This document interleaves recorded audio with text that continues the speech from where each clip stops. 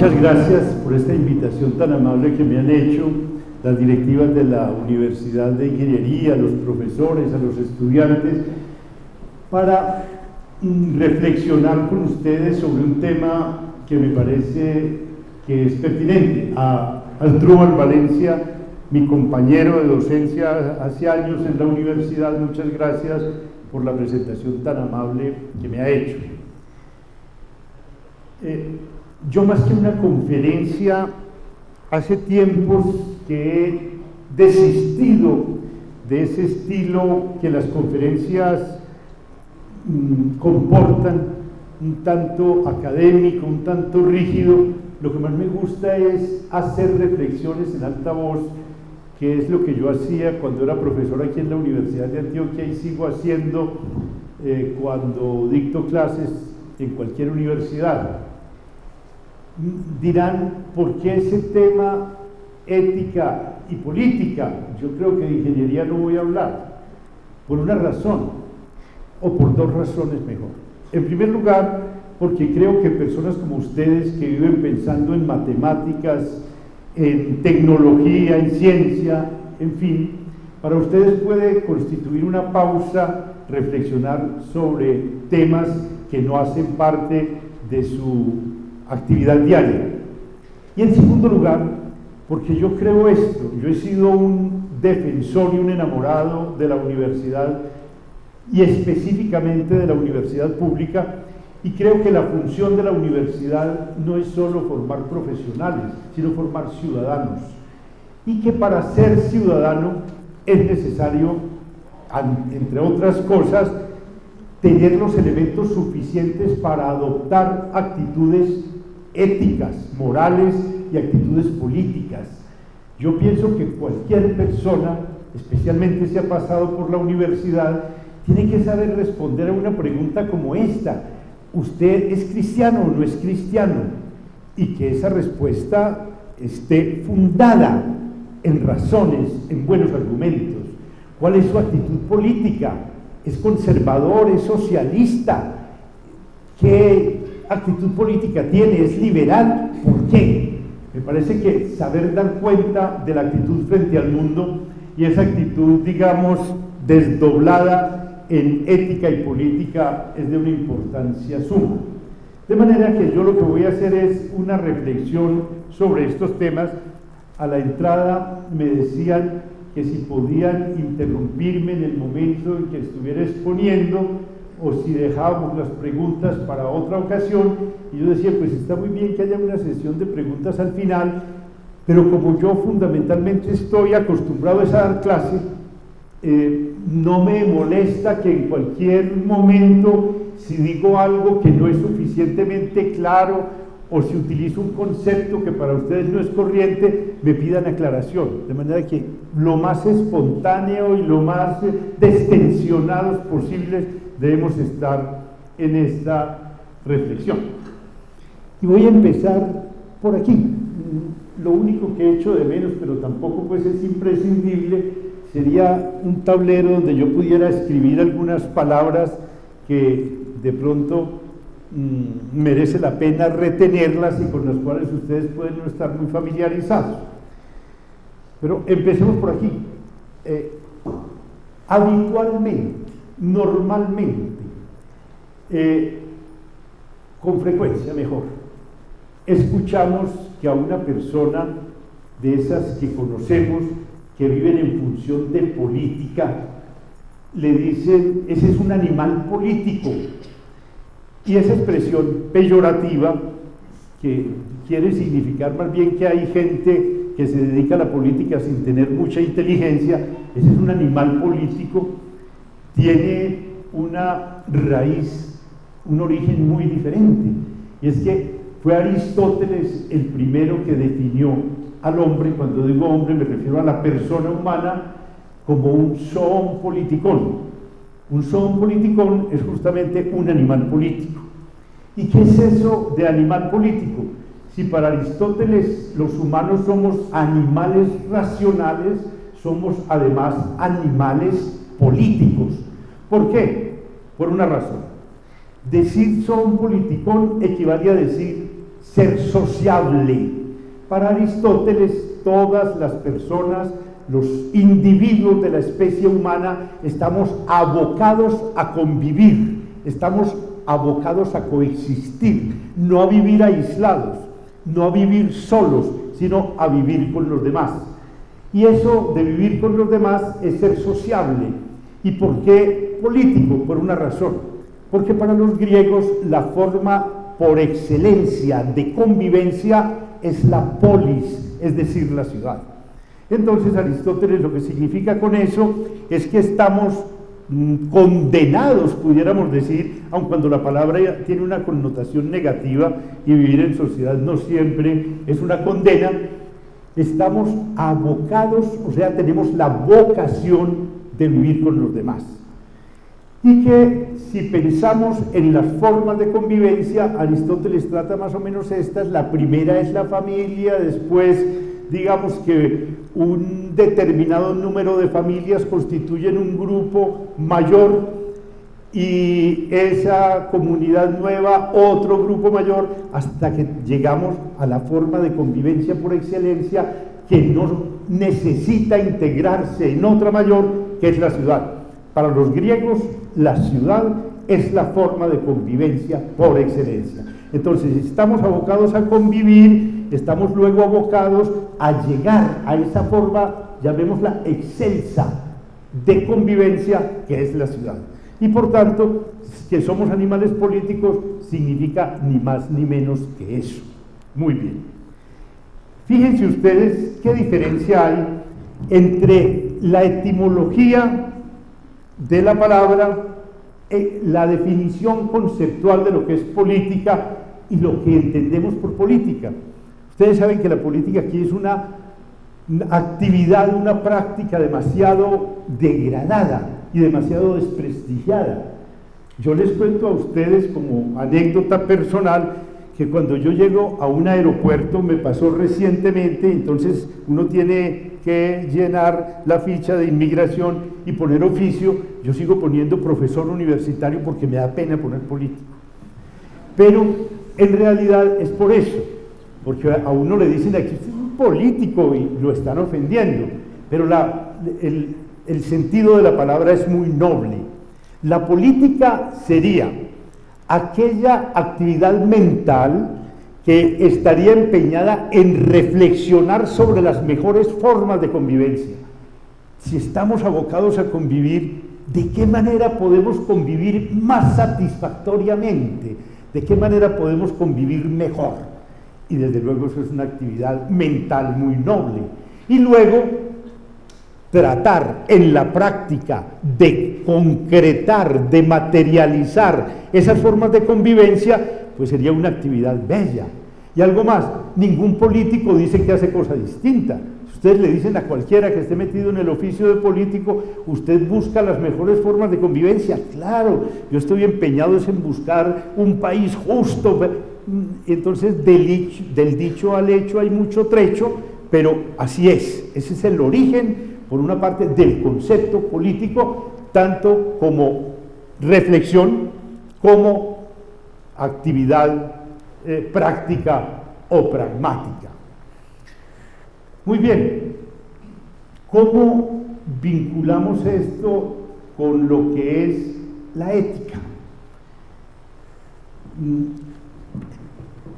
Quiero decirles esto: polis es ciudad en griego y en latín es civitas, y por tanto en uno y otro caso se alude a las mejores formas de convivencia. Cuando nosotros decimos esa persona es civilizada, estamos aplaudiendo su actitud.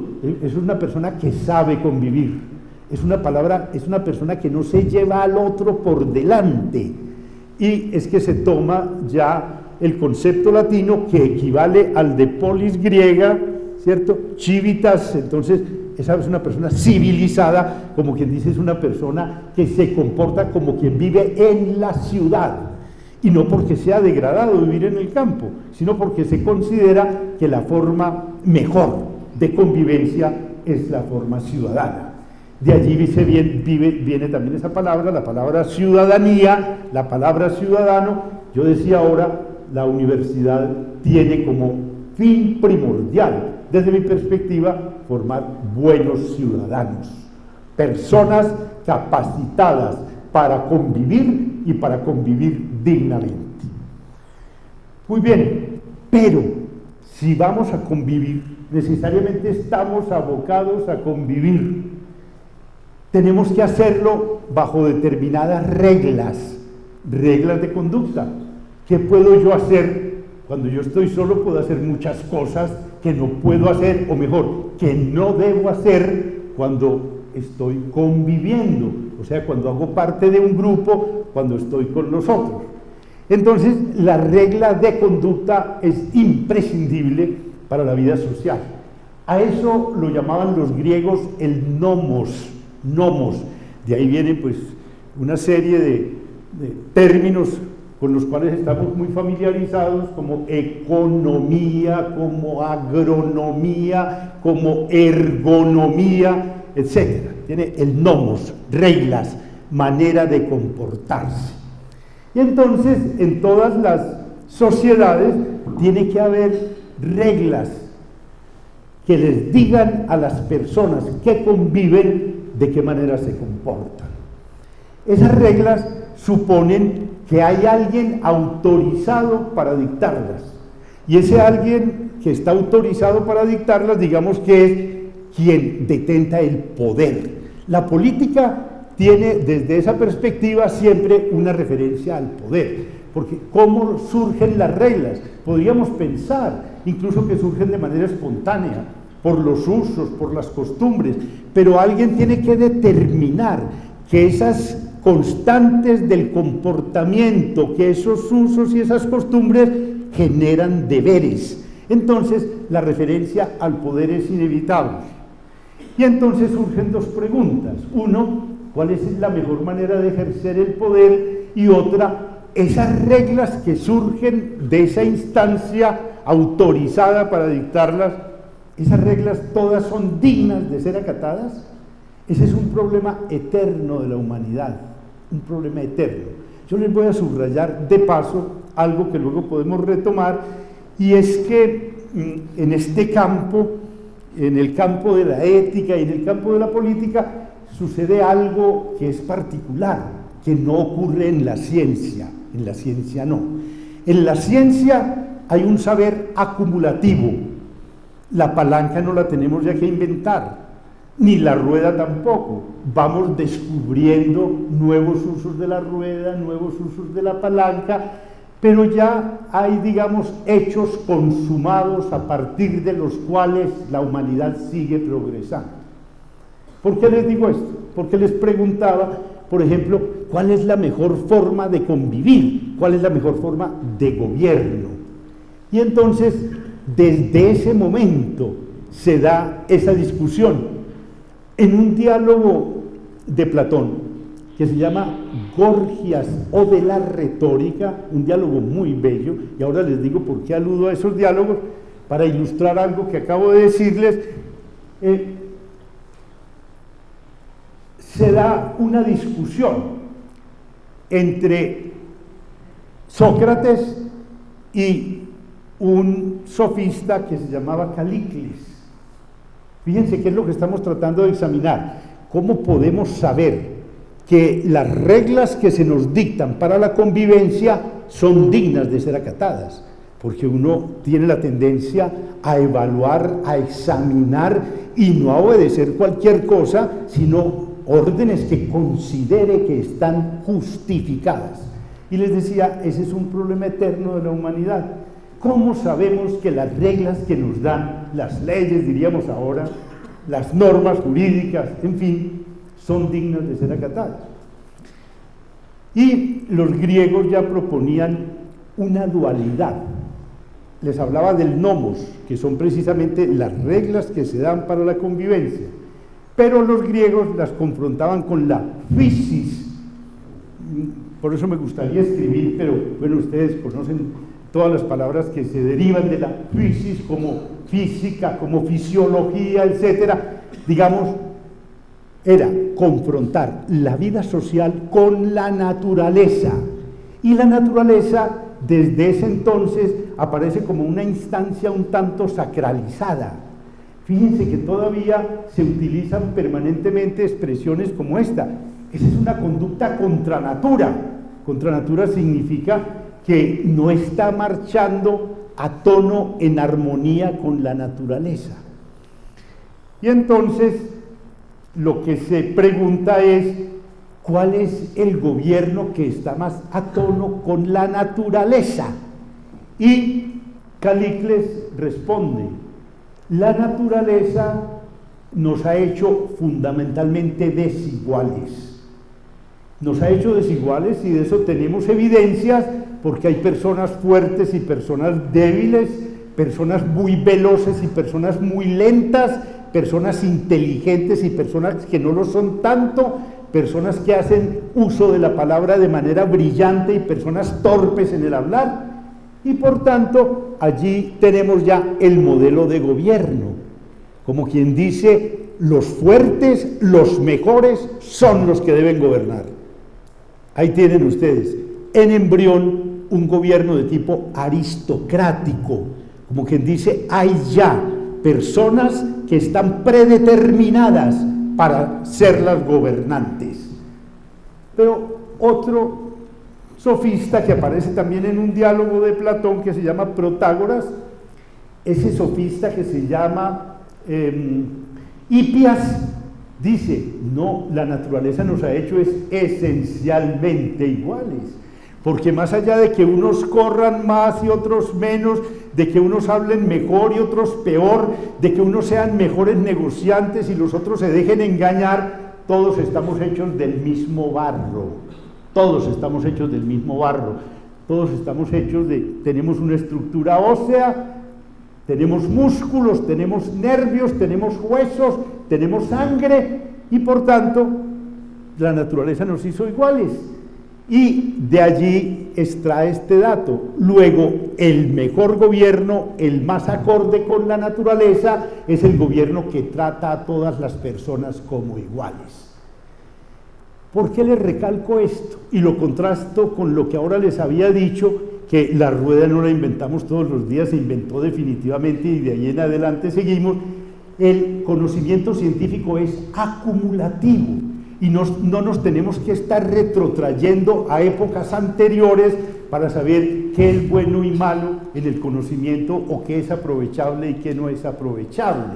Los problemas científicos generalmente se resuelven de una vez por todas, a pesar de que es posible que haya etapas en que una tesis científica que parecía prevalecer luego se relega por otra que parece mejor. Pero esas disputas duran poco. En cambio, fíjense ustedes, la disputa que se plantea entre Hipias y Calícles es una disputa que aún hoy está viva. ¿Cuál es esa disputa? Una muy simple, ¿es mejor la democracia o es mejor el gobierno autoritario? Ahí tiene. Y es posible que nosotros digamos, yo espero que muchos compartamos más bien la idea de que es mejor una democracia, pero yo no puedo escandalizarme de que alguien me diga, sabe que a mí me gusta más la dictadura, y lo razone bien, y me diga es que si hay personas más inteligentes que otras, ¿por qué no son esas las que tienen que tener el poder? Y si hay personas más fuertes, porque así las hizo la naturaleza, ¿por qué no son esas las que están llamadas a someter a los débiles? Ahí tienen. Muy bien. Este campo, el campo, nos hemos ido desplazando sutilmente del campo de la política al campo de la ética, y vean ustedes de qué manera se penetran y se intercomunican la ética y la política. ¿Por qué? Porque lo que estamos diciendo es cuál de estos gobiernos es el mejor. ¿Y cuál de esos es el que brinda la posibilidad de acatar un nomos, es decir, unas normas de convivencia mejores? Y ese es un problema eterno. No podemos decir que es que las personas que se han dedicado a reflexionar sobre la moral, sobre la ética y sobre la política son disminuidas mentales con respecto a aquellas que han dedicado su razón, su mente, su esfuerzo a pensar en problemas de la ciencia que se resuelven para siempre. Ese problema no está resuelto. Y ese problema tiene un factor que en realidad lo hace apasionante. Y es este. ¿Por qué? Uno diría, bueno, pero si es una pobre disciplina aquella que está en permanente cuestionamiento, que pone sus problemas más agudos sobre el tapete recurrentemente, y esos problemas nunca se dan por solucionados. Es muy importante por esto, porque en disciplinas como esas, como la política, como la ética, como el derecho, uno sabe que de la actitud que uno asuma frente a un interrogante puede cambiar el mundo, puede cambiar la sociedad en la que viva. Fíjense ustedes, no tendría sentido, sería completamente insensato que yo dijera, yo vivo tan enamorado de la ley de la gravitación universal que estoy dispuesto a dar mi vida por la ley de la gravitación universal. Eso no tiene ningún sentido, porque la ley de la gravitación universal sigue rigiendo de manera inevadible, inevitable, aun cuando a mí no me guste. Pero si yo digo, a mí me gusta más la democracia que la dictadura, eso demanda de mí una actitud, que mi actitud frente a la democracia, el poder dar testimonio de la democracia y estar dispuesto incluso a sacrificar muchas cosas porque un gobierno democrático tenga lugar, eso sí tiene sentido. Entonces, estas disciplinas tienen una parte que es débil, y es que en estas disciplinas no hay verdades. A nosotros nos han hablado mucho desde pequeños de verdades morales. No existen verdades morales.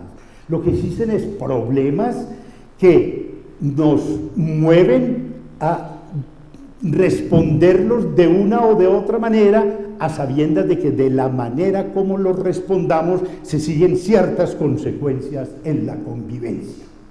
Muy bien. Pero les decía esto.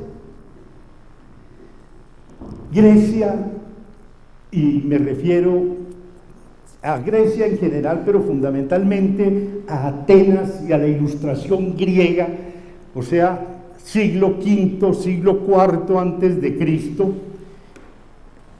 era una sociedad muy distinta a la nuestra. Ordinariamente se dice que es que Grecia y Occidente son una misma cosa, ¿no? Occidente ha tomado muchas cosas de Grecia, pero Grecia tiene particularidades que en Occidente no se dan. Una de ellas, ¿cuál? Perdón.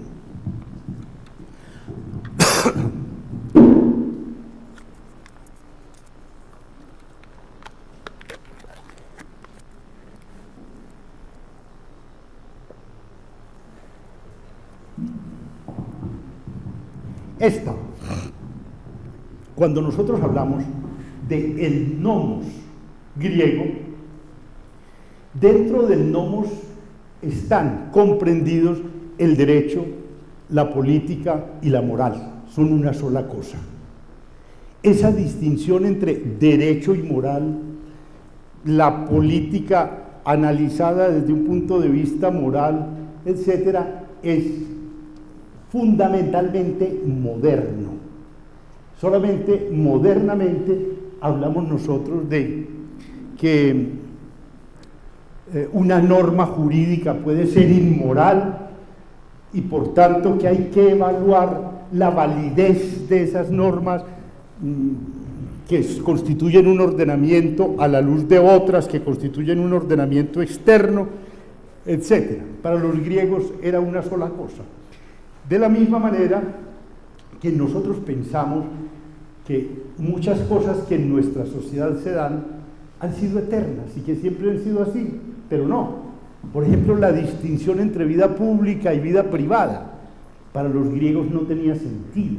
La vida de una persona era una vida íntegra, pública y privada simultáneamente. Empieza a distinguirse la vida pública y la vida privada, sobre todo en Occidente.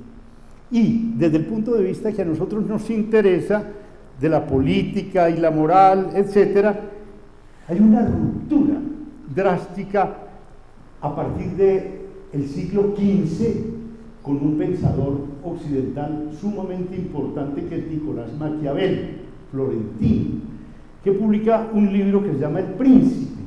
Y en El Príncipe está dedicado, tiene como ejemplo a César Borgia, y está dedicado a Lorenzo de Médicis, pero tiene como ejemplo a César Borgia. ¿Por qué? Porque César Borgia era un libertino, un licencioso, un asesino, un depredador. Entonces, y ese es el ejemplo. Entonces fíjense, Maquiavelo lo toma como ejemplo y de allí se deriva un término que en este momento se utiliza de una manera peyorativa, desconceptuante. Si uno le dice de una persona, ese es un Maquiavelo, es maquiavélico, lo está insultando. ¿Por qué? Porque se ha entendido El Príncipe de Maquiavelo en este sentido, como si Maquiavelo exaltara esas conductas. Y resulta que Maquiavelo no exalta esas conductas. Maquiavelo lo que dice es que un político que quiere tener éxito, un gobernante que quiere tener éxito, si se comporta como se comportaba César Borgia, va a tener éxito. ¿Por qué? Porque a los enemigos hay que eliminarlos, a la gente hay que engañarla para tener éxito en política, ¿no? Entonces, fíjense ustedes que allí se da una decisión clara entre lo que es el éxito político y el comportamiento correcto. Porque entonces nosotros juzgamos el comportamiento de César Borgia no únicamente en función de que esas actitudes suyas le deparaban éxito, lo consolidaban como gobernante, le daban más poder, etcétera, sino que inevitablemente nos preguntamos, ¿y eso es lícito? ¿Eso es legítimo? Y cuando nos preguntamos, ¿eso es lícito? ¿Eso es legítimo? Estamos acudiendo a una instancia distinta para juzgar sus actos y por tanto estamos acudiendo a la moral para juzgar la política. Y por tanto, el principio de que el fin justifica los medios es eminentemente maquiavélico. Para lograr yo mis fines, y es posible que esos fines sean elevadísimos. Se dice, por ejemplo, Maquiavelo lo que perseguía, César Borgia lo que perseguía era una cosa muy importante, la consolidación de su comunidad. Y si para eso tenía que matar, pues que matara. Y si para eso había que robar, que robara, etcétera. Y entonces ahí tienen ustedes también dos categorías humanas. Aquellas que están dispuestas a sacrificar al fin el medio puede ser cualquiera. Y otros que consideramos que los fines plausibles, que los fines deseables, hay que buscarlos también por medios legítimos. Y aquí doy un salto muy grande, pero me parece necesario la propuesta del Estado de Derecho. El Estado de Derecho es una propuesta ética para el ejercicio del poder. En el Estado de Derecho lo que se dice es: el gobernante tiene que perseguir fines plausibles, el gobernante tiene que perseguir el interés general, el gobernante tiene que perseguir el bien común, pero no matando a sus enemigos, no robando, no engañando, sino por medios lícitos. Entonces, para eso se establece algo que parece extraño, a nosotros hoy nos parece corriente, y es que el gobernante tiene su conducta también sometida a reglas. Fíjense la propuesta ética del Estado de Derecho, que es una propuesta incluso igualitaria. ¿Por qué? Porque antes del Estado de Derecho, entre los gobernantes y los gobernados había una brecha insalvable. Los gobernantes no están sometidos a regla alguna, ellos son los autores de las reglas. Fíjense ustedes, la monarquía francesa del antiguo régimen, Luis XIV, el Estado soy yo, como que dice, sobre mí no hay ninguna norma, las normas las hago yo. Una brecha insalvable entre quienes gobiernan y quienes son gobernados. En cambio, en el Estado de Derecho lo que se dice es: la regla jurídica, la regla de derecho, vincula tanto a gobernantes como a gobernados. Y desde ese punto de vista nos iguala. A reglas jurídicas que materialicen valores morales. Pero no quiero dejar un cabo suelto. Había afirmado más atrás que los griegos habían apelado ya a una dicotomía, la dicotomía nomos physis, voy a escribir.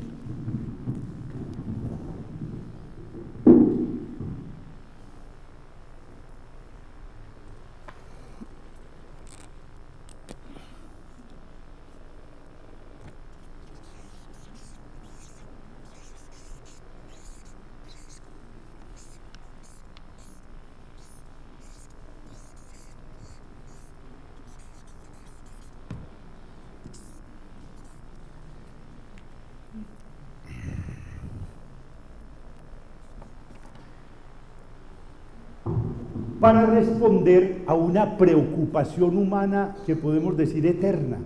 Esa inquietud se ha planteado en todas las sociedades.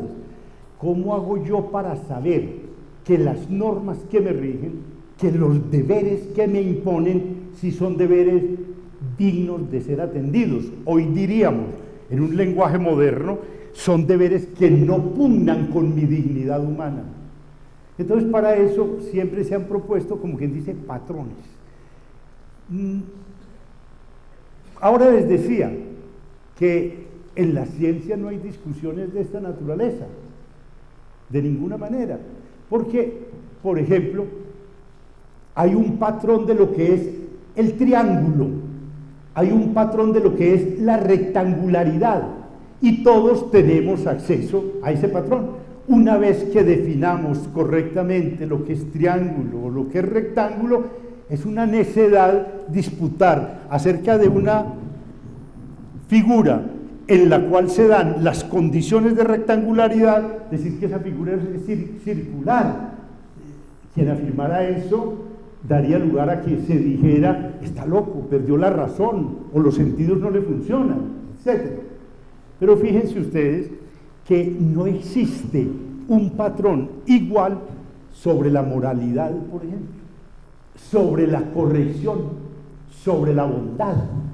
Y por tanto hay disputas interminables acerca de si una conducta es buena o mala, correcta o incorrecta, porque no disponemos de un patrón objetivo de esa naturaleza. Y una vez más, allí ven ustedes la diferencia entre ciencias o disciplinas como la que ustedes cultivan y las que cultivamos otros, como la ética, el derecho, la política, etcétera, que son disciplinas en las cuales los problemas son recurrentes y no están resueltos para siempre, sino que uno con su propia reflexión y con su propia actitud puede aportar a que en algún momento la sociedad se incline por uno o por otro. Les quería hacer alusión a el patrón de la naturaleza.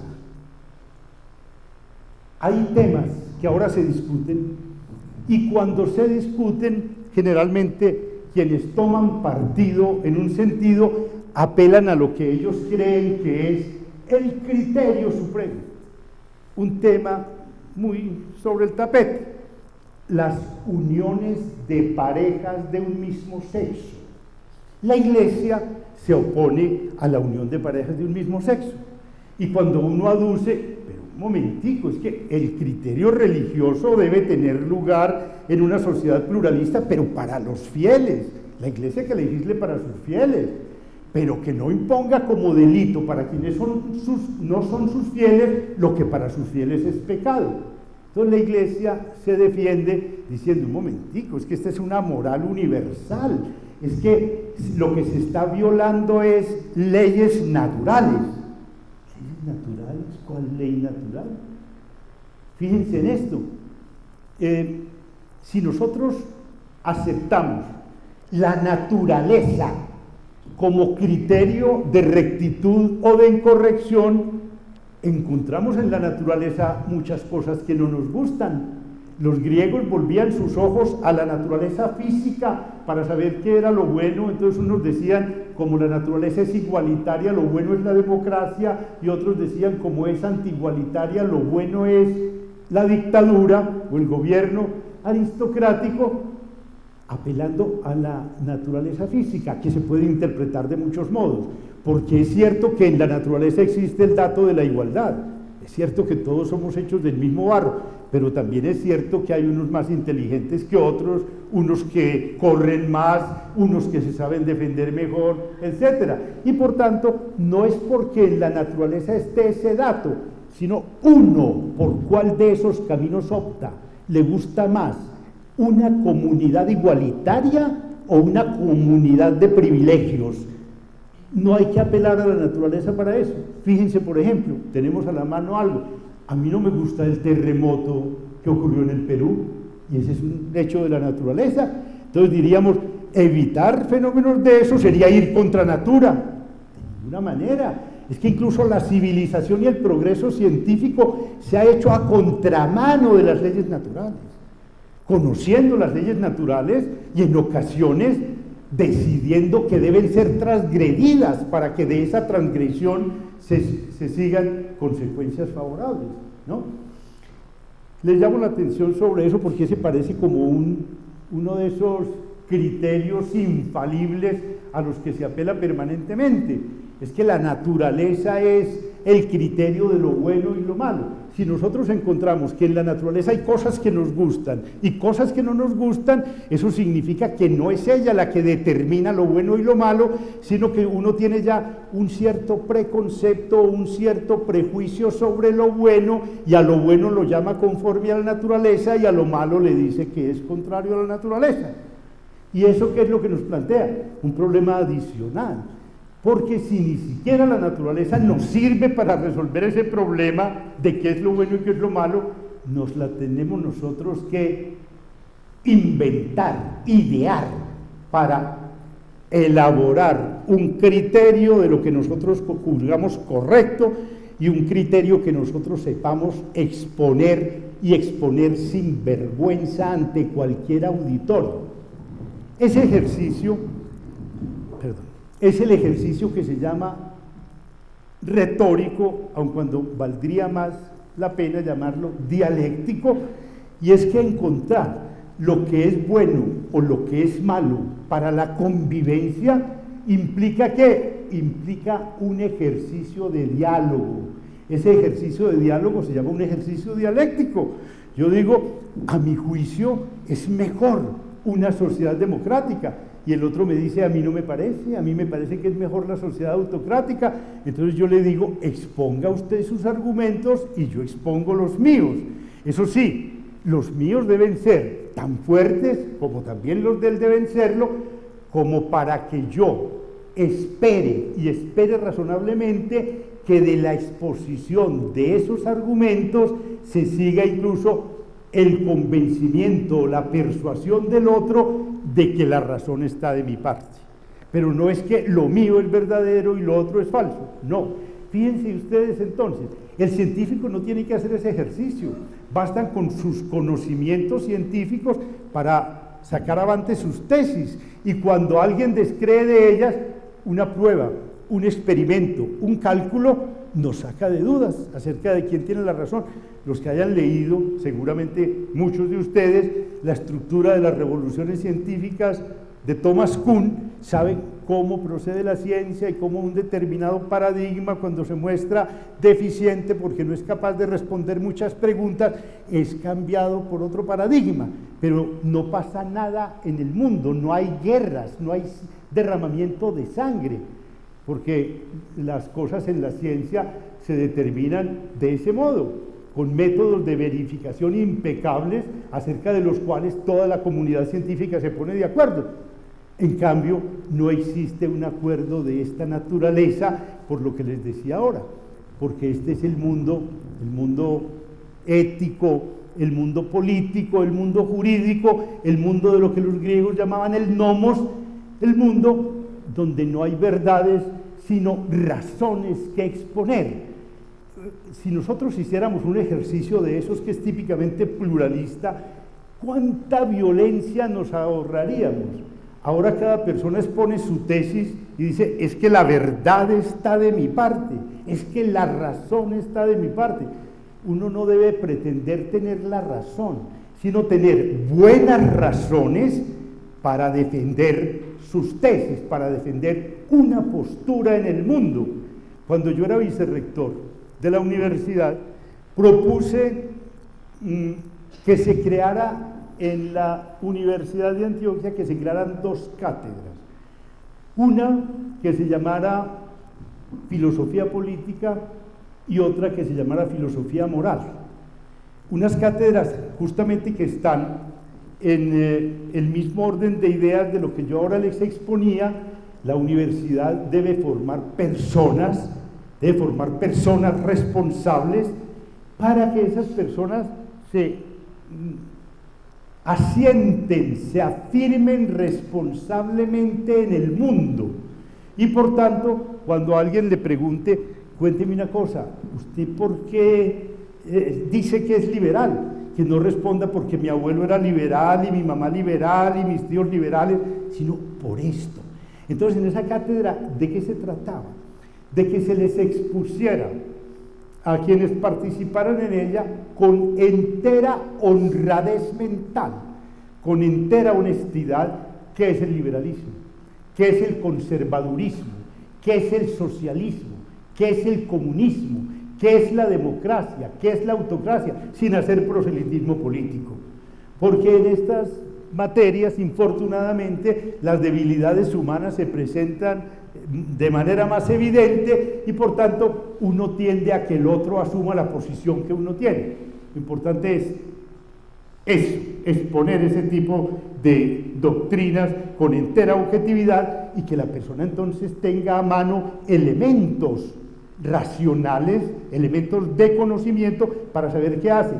Eso sí, sin hacernos muchas ilusiones, en el sentido de que aquí la razón prevalece. No, la emoción juega un papel muy importante. ¿Por qué? Porque a mí me pueden exponer teóricamente una doctrina, el conservadurismo, por ejemplo, y digo yo, ¿qué tesis tan sólidas hay en el conservadurismo, no? Pero a mí no me gustan, ¿cierto? Y las que me gustan, yo tengo que defenderlas también es con buenos argumentos. Y la segunda cátedra, que era esa, la cátedra de filosofía moral, donde a la gente se le enseñara en qué consiste el cristianismo, en qué consiste el kantismo, qué es la ética formal, qué es la ética de bienes, qué es el agnosticismo, si el agnosticismo y el ateísmo son una misma cosa, qué es edificar una moral personal o una ética sobre creencias religiosas y qué es una ética secular, compartida, dialogada, etc. Eso me parece a mí esencial, esencial. Por eso les decía que cuando me invitaron tan amablemente a esta charla con ustedes, a esta reflexión, me pareció útil. Por una parte, porque yo sé que estos no son problemas de los que ustedes se ocupan diariamente, profesionalmente, no. Y en segundo lugar, porque yo creo que eso está a tono con lo que en la universidad es una misión inabdicable de formar personas. Fíjense, voy a hacer alguna alusión que puede molestar a algunos, pero les ruego que me dispensen, porque me parece que el ejemplo viene al caso. Ustedes pueden decir, es que eso está muy condicionado por su posición política, puede estar, pero es que yo digo, mi posición política, lo que yo digo, no lo digo por estar en la oposición, por ejemplo, sino al contrario, yo digo, estoy en la oposición porque encuentro cosas inaceptables, ¿como qué, por ejemplo? Cuando a mí me preguntan cuál es el problema fundamental que hay en Colombia, yo digo, en este momento el problema fundamental que hay en Colombia es un problema de orden ético. Y ese problema de orden ético está íntimamente vinculado con el problema de la educación. ¿Y por qué es un problema de orden ético? porque es que uno se queda perplejo de que ante conductas, actitudes que uno dice desde una perspectiva decente deberían reprocharse, no se reprochan, y a las personas les parece al contrario muy bien. Cuando un caudillo tiene mucho apoyo, entonces el criterio ético se trueca por la conducta del caudillo. Entonces uno no dice, caramba, aquí me parece que el presidente de la República actuó mal, sino esto, si el presidente lo hizo, está bien hecho. Eso revela una falta de un criterio ético extraordinario, de un criterio sólido para distinguir qué es lo correcto y qué es lo incorrecto. Por ejemplo, si yo les decía, la propuesta del Estado de Derecho es una propuesta excelente, a mi modo de ver, por una parte porque es igualitaria, las normas nos tocan a todos, y en segundo lugar, no encuentra desviada una conducta, inadecuada una conducta, es porque no tiene un criterio claro. A ver, está bien que un presidente de la República deje de lado una norma para una cosa que él considera que es buena. Eso es maquiavelismo, justamente. Eso es no reparar en los medios en función de un fin que él considera plausible, cuando justamente la propuesta del Estado de Derecho es que el fin que un gobernante debe buscar es un fin plausible, es el interés común, el bien común, el interés general, etcétera, pero además por medios completamente legítimos que el propio ordenamiento prescribe, porque ahí ya no hay lugar a discusión. Aquí están las reglas que delimitan la actitud del gobernante. Entonces digo, y les digo, si con esto hiero susceptibilidades, les presento disculpas de momento, de antemano, mejor, pero fíjense ustedes cómo es posible que un presidente soborne congresistas y que lo haga a la luz del día y que a la gente no le parezca eso mal. Es que si esos boticos los necesitaba para la reelección, pues tenía que hacer eso. No, voy a ponerles otro ejemplo, que yo sé que es problemático, pero estamos entre gente racional. ¿Cómo es posible que si una persona está sindicada de haber cometido un delito, el delito puede ser muy grave, y esa persona se encuentra en otro país, justamente las relaciones civilizadas están regidas por las reglas de derecho? Y entonces, si en Colombia hay una persona que está perseguida, en Venezuela hay una persona colombiana que se encuentra perseguida por la justicia de su país, tanto el derecho nacional colombiano como el derecho nacional venezolano y el derecho internacional establecen reglas para solicitar que esa persona sea enviada al país. Pero que un gobernante, que un gobierno soborne funcionarios del país vecino para que metan a una persona sindicada de un delito en el baúl de un carro en el otro país, lo traigan hasta el país y aquí digan, vean, lo cogimos. Y la gente dice, qué bueno que lo cogieron, ¿no? Eso es ni más ni menos maquiavelismo. Eso es faltar a las reglas del Estado de Derecho. Es plausible capturar a los delincuentes, pero el Estado de Derecho establece reglas acerca de la manera como deben ser capturados. Entonces, fíjense ustedes, el problema de la política y el problema de la ética se entrecruzan permanentemente. Y cuando yo digo, y lo digo desde el fondo de mi convicción, se echa de menos en la comunidad un criterio ético claro, porque es que no es necesario estar uno en contra del gobierno para decir esa actitud es reprochable. ¿Y es reprochable con base en qué? Pues en que hay reglas que establecen otra cosa y que le dicen al gobernante que no puede obrar de otra manera. Y con eso les digo, yo descreo de las éticas particulares, en el sentido de que debe haber la ética del ingeniero, la ética del abogado, la ética del médico. Esas son meras aplicaciones de una ética sólida que cada persona puede tener. porque la noción de lo que es correcto no puede ser una en el derecho y otra en la ingeniería. Hay circunstancias difíciles de analizar y coyunturas en las cuales es difícil de tomar decisiones para un ingeniero, para un médico, para un biólogo, para un abogado, pero esas decisiones debe tomarlas a la luz de su razón al compartir con ustedes, y me parece que esta reflexión puede ser pertinente para un auditorio de ingenieros, de abogados, de médicos, fundamentalmente para un auditorio de ciudadanos. Muchas gracias.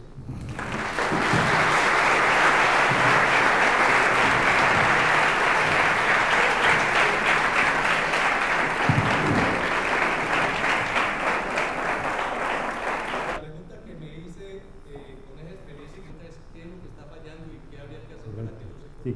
Mire, usted ha planteado un caso pues paradigmático, es decir, que viene como anillo al dedo a lo que yo estaba diciendo. Fíjese que para resolver un caso de esa naturaleza no hay que ser ingeniero, ¿cierto? Porque ese caso que usted me plantea hay que resolverlo es con criterios de otra clase, concretamente con criterios éticos. Y uno dice, usted me pregunta, ¿qué es lo que está fallando? Y uno diría esto: en primer lugar, ¿será que las personas que incurren en esas ilicitudes no las conocen?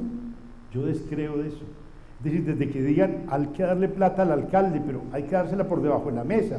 Por debajo de la mesa significa porque la regla no autoriza esa dádiva, ¿cierto? Porque ese es un delito, porque ese es un soborno, ¿cierto? Creo que la persona sabe eso. ¿Pero qué falta? Falta el compromiso con ese tipo de, con la conducta contraria, con la conducta correcta. Entonces uno se sitúa en un plan que parece ilusorio, que parece quimérico, y dicen, pero si usted es tonto, ¿no? Si está metido en esa brega, pues tiene que hacer lo mismo. Esa es la manera como una sociedad se corrompe. Esa es la manera como una sociedad llega a un estado de degradación como el estado al que nosotros hemos llegado, ¿cierto? ¿Qué hay que hacer? Infortunadamente, yo no soy platónico, en el sentido de que Platón decía, basta con que uno conozca lo bueno para que lo siga. Yo descreo de eso. Es posible que la persona conozca allí cuál es la conducta correcta, pero entre el resultado de seguir esa conducta correcta, que puede ser bastante negativo para sus intereses económicos, y el resultado de seguir la conducta aviesa, ¿cierto?, ilegal, inmoral, que le trae réditos, entonces es necesario, o la persona opta por esa conducta. ¿Qué se sigue de allí? Ojalá yo tuviera la solución y le dijera lo que hay que hacer es esto. Sé que hay que hacer cosas, pero no creo tener la fórmula para decir, si hacemos esto, lo vamos a cambiar. En las universidades a veces somos muy ingenuos. Yo recuerdo que en mi profesión, en la abogacía, permanentemente suceden cosas tremendas. Y entonces, cuando en la facultad teníamos noticia de esas cosas, no faltaba quien en el consejo de la facultad propusiera, hombre, es que 2 créditos para ética profesional es muy poquito, pongamos 4. Eso es una actitud pues un tanto infantil, ¿cierto? En general, las personas que incurren en actitudes de esas completamente reprochables desde el punto de vista jurídico, desde el punto de vista moral, etcétera, no lo hacen inocentemente. Ellas saben que están cometiendo un delito. Pero existe una cosa, infortunadamente, que me dice su nombre. Sí, Diego, es que no te reconocía. Mira, infortunadamente hay una cosa que se llama la capacidad normativa de lo fáctico. La capacidad normativa de lo fáctico consiste en que de tanto repetirse un hecho, la gente cree que es que el hecho es correcto, ¿cierto? Pero si todo el mundo lo hace. Y muchas veces cuando uno formula algún reproche, dice, pero si todo el mundo, eso lo hace todo el mundo. El hecho de que lo haga todo el mundo no significa que eso es correcto. Lo que significa es que el mal social está más hondo. Porque uno aspiraría a una sociedad donde los profesionales, ejerciendo su profesión, devengaran lícitamente, devengaran ingresos suficientes como para vivir dignamente y no tuvieran que apelar a ese tipo de cosas, ¿cierto? Cuando se vuelven una práctica reiterada, van tomando visos de conductas lícitas. Eso significa que el desajuste es mayor. Yo insisto, y mi insistencia puede aparecer a veces como una reiteración tonta de que en Colombia todo lo que vivimos tiene que ver con causas hondas, como la distribución inequitativa de la riqueza, como la pobreza, porque no es lo mismo que una persona que se está muriendo de hambre cometa un hurto a que una persona que está bien económicamente haga una cosa de esas. Esas conductas aparecerían más claramente como conductas desviadas cuando aparecen como conductas singulares dentro de una comunidad. Pero cuando no aparecen como conductas singulares, sino como las conductas más corrientes, es porque en la sociedad algo marcha mal.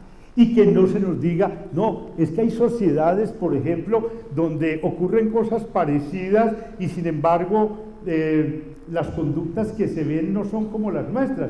Por ejemplo, se dice a menudo, pero es que hay sociedades tan pobres como Colombia o tan inequitativas como Colombia, cada vez hay menos, donde no existe conflicto armado. Y dice uno, bueno, eso no es manera, yo no justifico el conflicto armado, de ninguna manera, pero uno sí tiene que pensar, ¿esos fenómenos se dan gratuitamente? Esos fenómenos no pueden darse gratuitamente. Yo creo que en una sociedad bien organizada, donde ordinariamente las personas tengan sus necesidades básicas satisfechas, esas conductas tienen que ser completamente excepcionales. Les cuento esto. Un amigo que vivió muchos años en el exterior y regresó a Colombia me contaba este episodio y vale la pena traerlo a cuento porque nos lleva a reflexionar sobre ciertas cosas. Fíjense ustedes, las reglas sociales, las reglas que se llaman del trato o usos sociales, dentro de los cuales están las reglas de urbanidad, nosotros no les damos trascendencia. Yo mismo digo, hay muchas de esas reglas que deben desaparecer, porque son reglas frívolas, que esta persona no se puso corbata cuando se debía haber puesto corbata, que la gente se vista como quiera, pero hay muchas de esas reglas que son reveladoras de algo más hondo, no meramente epidérmico.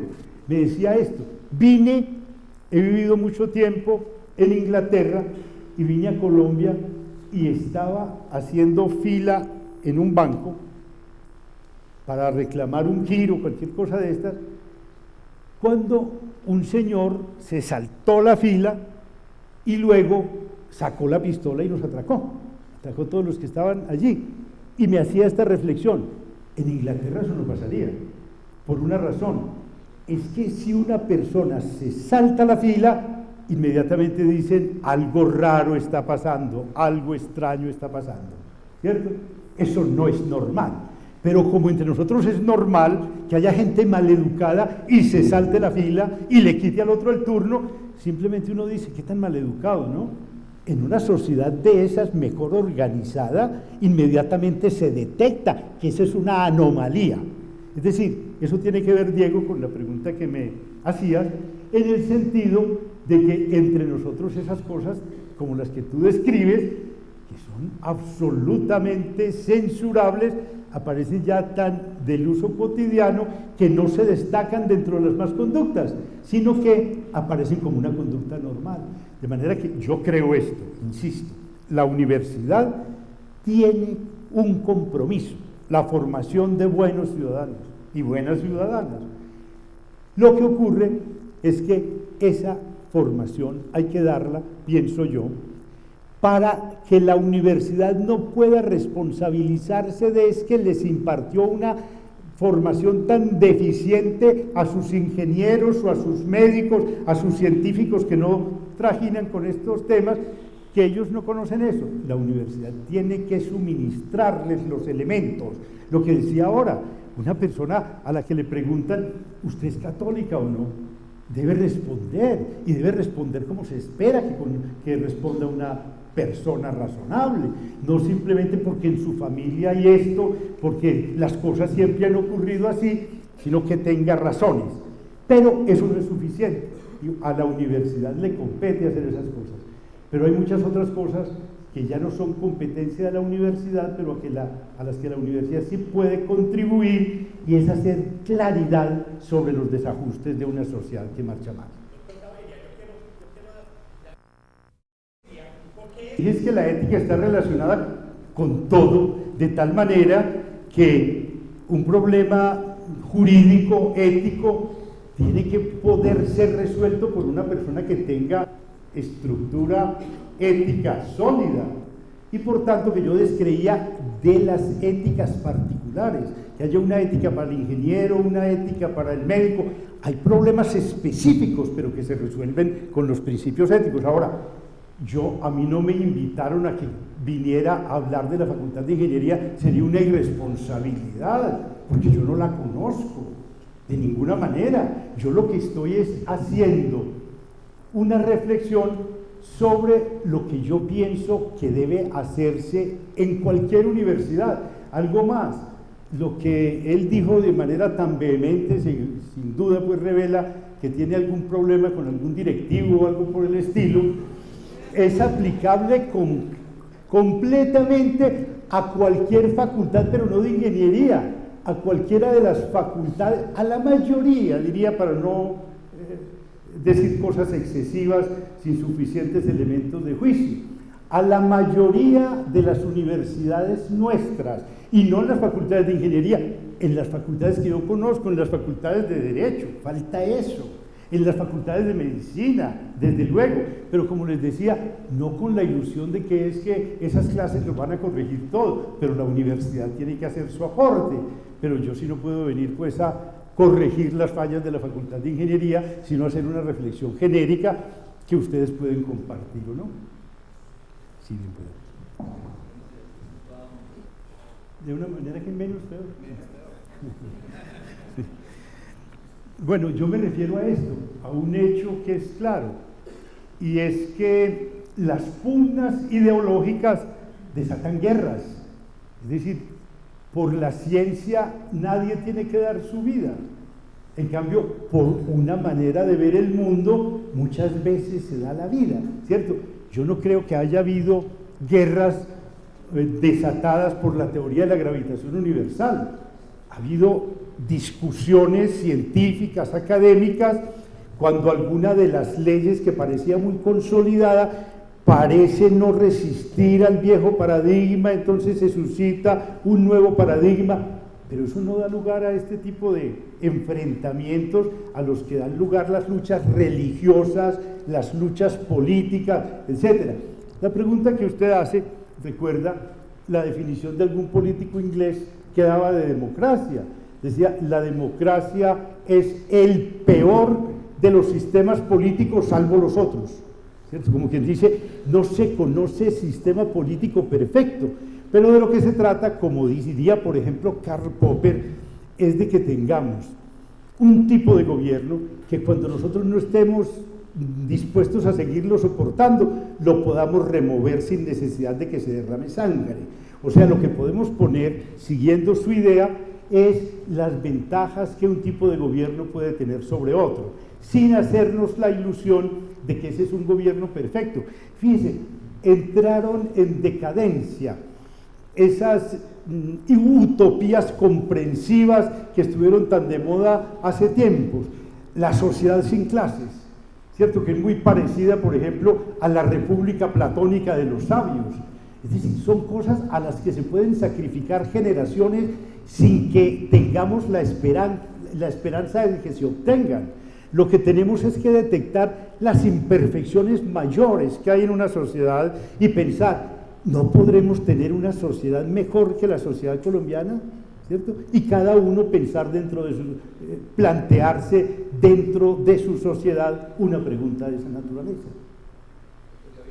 Sí. Buenos días. Mi nombre es Iván Ocampo, soy médico egresado de esta gran universidad. Quisiera hacer una pregunta. Enrique Discépolo, un compositor argentino, tiene un bello tango, el ritmo de vals, se llama Cambalache. En uno de los versos, Cambalache dice: cualquiera es un señor, cualquiera es un ladrón. Ahora en estos tiempos se ve que cualquiera es un señor y también cualquiera es un ladrón. O sea, ya tiene la doble figura. En el tango original era o es lo uno o es lo otro. Nos asustamos de la falta de valores en esta sociedad. Voy a hacer una breve reflexión acerca de lo que usted me dice. Yo veo, en primer lugar, esa poesía popular que usted cita, en general en esas letras con un contenido popular tan hondo hay grandes aciertos, ¿cierto? Porque es lo que una persona con sensibilidad artística percibe en su medio y reprocha a su medio y detesta de su medio. Eso trae una enseñanza grande, sin duda. Pero la segunda parte de su pregunta y de su propuesta, me parece que hay muchas cosas por hacer, pero le digo una cosa, yo descreo de soluciones burocráticas para resolver problemas de fondo. Aquí, por ejemplo, cuando vemos que la cultura no merece la atención que debería tener, creemos el Ministerio de la Cultura. Ahora ya se va a crear el Ministerio de la Ciencia. Y entonces la gente piensa que cuando se crea una entidad burocrática es que se le presta tanta atención al asunto que ya el problema de la ciencia en Colombia va a pasar a un primer plano. Yo no me hago muchas ilusiones. Claro que en la universidad debe haber instancias que se ocupen de juzgar casos como los que usted pone de presente. Eso es un hecho. Pero fundamentalmente lo que a uno lo preocupa, y les digo, yo no vine a pontificar ni a dar soluciones, sino simplemente a compartir con ustedes inquietudes, a compartir perplejidades. Eso lo que denota no tanto es la falta de una instancia donde estos problemas se resuelvan, sino arreglar problemas más de fondo para que esos problemas no se den, pero desde luego cosas de esas ayudan. Bueno, yo quisiera que hubiera como algún moderador para que pueda, para no ser injusto con los que piden la palabra. Su pregunta es muy importante por esto, porque pone de presente la relación infortunadamente subalterna en que se encuentra la ciencia con respecto a la política. ¿Por qué? Porque fíjense que un físico resuelve un problema científico maravilloso y da lugar, por ejemplo, a que de ese descubrimiento se siga algo como la bomba atómica, ¿cierto? El problema de la energía nuclear es un problema que le compete al científico, pero infortunadamente el problema de cómo se usa es un problema político y por tanto, fíjese, es decir, no debería haber nadie con una conciencia más fina que quienes ejercen el poder, entre otras cosas, para saber qué se hace con la ciencia. Eso implica un problema de ética científica, claro. Quisiera preguntarle.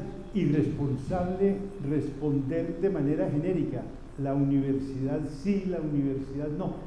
Yo creo que mayoritariamente, sí, en términos generales, con excepciones, la educación que en Colombia se da es una educación deficiente, ¿cierto? Y yo creo que eso lo percibimos y casi que podemos verificarlo, ¿cierto? Yo me refiero a una instancia donde yo tenía más capacidad decisoria que siendo vicerrector. El vicerrector en la universidad en general no tiene ninguna capacidad decisoria. Cuando yo fui decano de la Facultad de Derecho, propuse un nuevo pensum para estudiar el derecho, nueva metodología, porque a mí me parece que la metodología, y hablo especialmente por mi carrera, ¿cierto? La metodología de la docencia en Derecho ha sido fatal. Creo que ha mejorado, que hay universidades que han progresado mucho, creo que la de Antioquia también, pero en general ha habido un atraso significativo en metodologías, en contenidos, pero especialmente en metodologías. Yo propuse un programa de derecho, pero para que vea cómo funcionan las cosas en este país. Ese programa fracasó por muchas razones, porque se exigían condiciones como muchos profesores de tiempo completo, ¿cierto?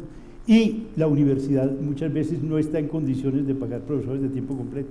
Y para hacer docencia de buena calidad, a mi juicio, se necesita ante todo un grupo de profesores dedicados fundamentalmente a la investigación, un grupo de profesores dedicado a la docencia, etc. Y en Derecho ha prevalecido eso de los profesores que salen a litigar y van por la tarde y dictan una clase.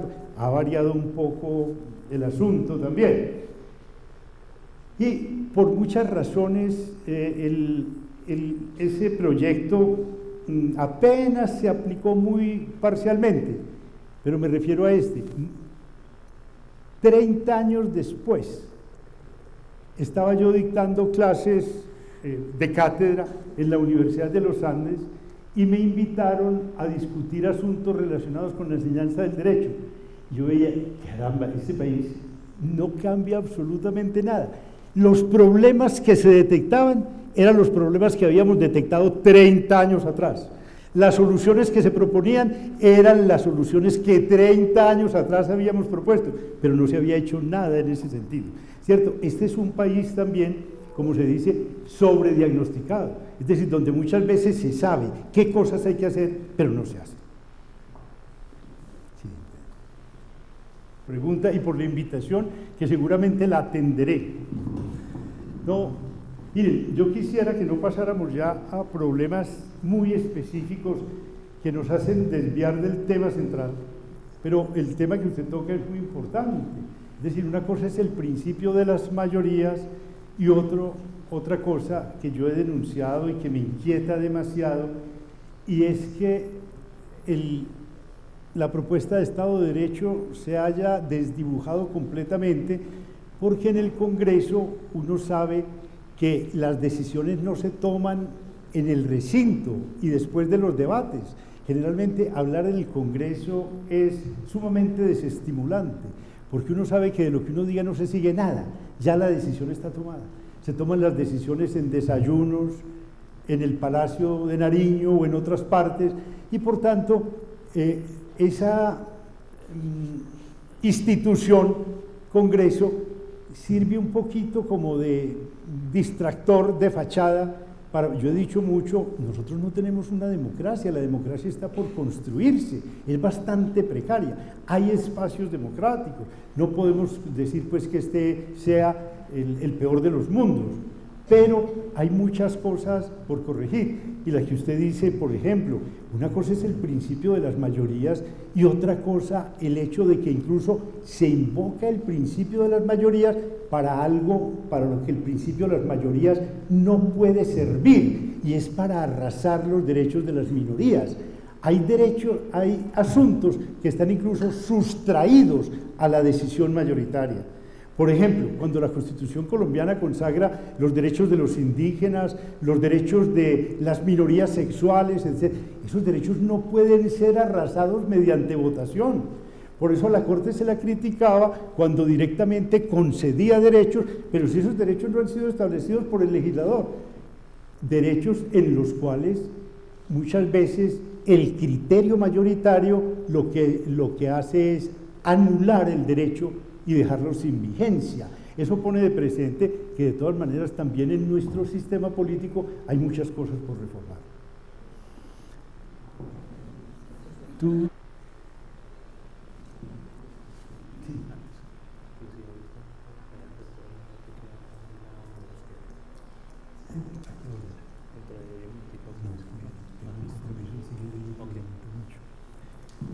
¿Me quieres repetir la pregunta que no la capté muy bien? Bien. Muy bien. Fíjate que cuando yo decía al principio que las reglas positivas generalmente se confrontan con unas que uno considera mejores. Por ejemplo, ¿cuál era el nomos en Grecia, en Atenas? De esta manera decía, y eso sí será lo que la naturaleza dicta. Como quien dice, es suministrar un criterio, una perspectiva desde la cual las cosas que suceden puedan ser criticadas y puedan ser criticadas razonablemente. Justamente, si acaso la democracia tiene una ventaja, es esa, en que les da a las personas la posibilidad de criticar y la posibilidad incluso de incidir en que las cosas que se perciben como mal se cambien por otras, ¿cierto? Y esa es una vez más una de las dificultades que yo encuentro.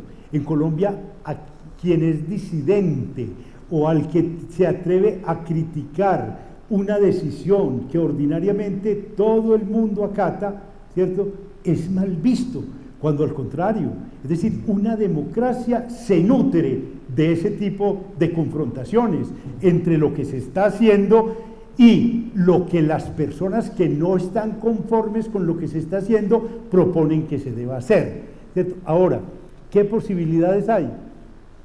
Infortunadamente, en espacios como el nuestro, pocas posibilidades. Sí. Y también en el correcto. formativo de ciudadanía.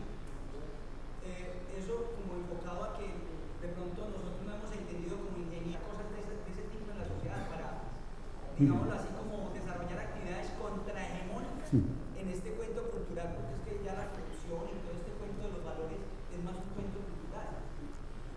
Bueno, mire, yo creo que lo que usted ha puesto de presente es pertinente, pero a eso me había referido ya. ¿En qué sentido? En el sentido de que yo digo, percibimos muchos males y proponemos soluciones que son soluciones bastante parciales, porque los males todavía están más hondos, a propósito del problema que me proponía Diego Cañardo. ¿Qué quiero decir con eso? Que en la universidad hay muchas cosas por reformar, pero que no todo depende de que la universidad se reforme. Aún teniendo una universidad excelente, tendríamos muchas cosas defectuosas dentro de nuestra sociedad, y que digo yo, que tienen que ver con causas más hondas. Por ejemplo, lo que tú dices, qué tan bueno que la gente llegara a la universidad ya incluso con una formación familiar, pero digo yo, en el estado en que se encuentra la sociedad colombiana, con casi un 60% de gente pobre y 25% bajo la línea de la pobreza absoluta, ¿será posible exigir que padres que no han recibido educación porque no han accedido, justamente no les ha sido dado acceder a la educación, que allí se formen personas que ya lleguen con una conciencia crítica a la universidad? Es muy difícil. Es posible que se haga, pero generalmente las personas que logran sobresalir viniendo de estratos pobres tienen que hacer un esfuerzo heroico, ¿cierto? En cambio, las personas que no vienen de esos estratos pueden hacer un esfuerzo liviano para lograr lo mismo.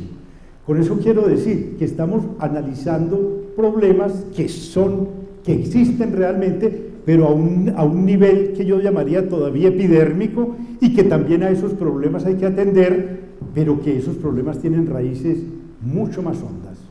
Bueno, yo infortunadamente ya tengo que dejarlos, de manera que les agradezco mucho la invitación y haber estado presentes y las intervenciones que ha habido. Muchas gracias.